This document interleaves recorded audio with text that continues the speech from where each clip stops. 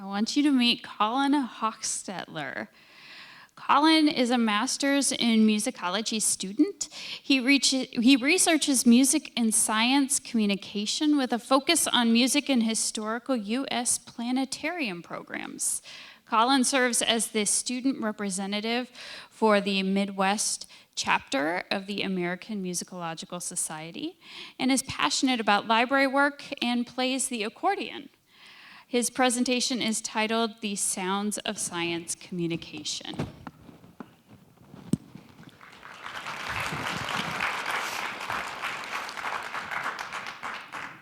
What does outer space sound like? Many scientists, philosophers, composers, filmmakers, and even pop stars have provided many unique answers to this question throughout history. But in the early to mid-1900s, there was a particular group of people who had very strong beliefs about what space should sound like, or at least what it should sound like when you're learning about it. This is the subject of my research. I study the relationship between music and science communication, or how music is strategically used in public scientific messaging.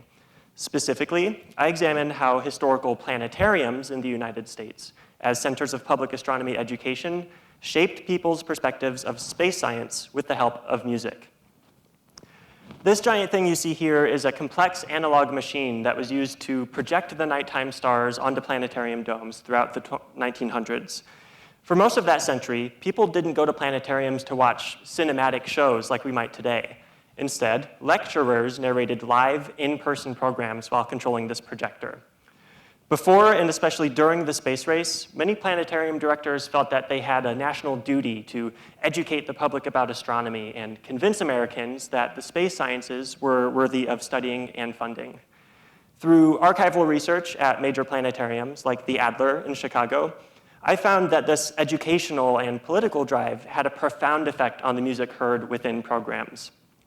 Between 1930 and the late 1960s, the only music you would hear accompanying these educational lectures was classical orchestral music by historical composers from the Western tradition. Now, why is this the case? Why no space-age popular music or ethereal electronic music using then popular instruments like the synthesizer or the theremin? Well, in the minds of these planetarium directors, classical music was at the top of a musical hierarchy, seen as dignified, serious, appropriate, the only music capable to them of inspiring awe and wonder. Anything else they thought would misrepresent astronomy. It essentially took the moon landing in 1969, the culmination of the space race, before these institutions began allowing the spacey sounds of popular culture to represent the drama of the heavens. So in mid-20th century planetariums, where presenters wanted to build a public, serious appreciation of astronomy, space sounded orchestral. My research is showing that something as seemingly subtle as background music can actually be employed to shape public perceptions of space science and to define what counts as legitimate knowledge. Because in science communication, music speaks as loudly as words. It guides your emotional response to the message. What space sounds like, or how you're encouraged to hear it, all depends on who's telling the story and why. Thank you.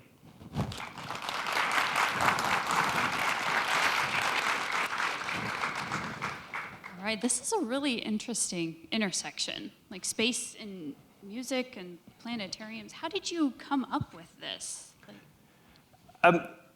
Thanks for that question. I first was really interested in the sounds of outer space, particularly in the 1970s and 80s in films and other sorts of popular culture. And I came across planetariums when I learned about composers who were writing music specifically for programs. And that got me interested in what was happening before the 70s and 80s, especially what might have been happening musically in these planetariums during the space race. And then I learned about these lectures, and I did some research and found music lists, and it's all of this orchestral music. So you went like a Wikipedia rabbit hole. That's like basically how it started. Yeah, a Wikipedia rabbit hole led me to a planetarium archive. Okay, okay. And yeah. No, go ahead. Yeah, and lectures weren't the only things going on. They weren't boring and stuffy. Music was an entertaining element, and I've also found that concerts happening in planetariums presented other kinds of music, but they caused a lot of conflict as well. And one concert series I'm studying right now was actually removed from a planetarium. The composers were kicked out because the sounds that they were presenting didn't align with the scientific mission of the institution. Drama. Drama, yeah. Love it. Okay, thank you so much. Thank you.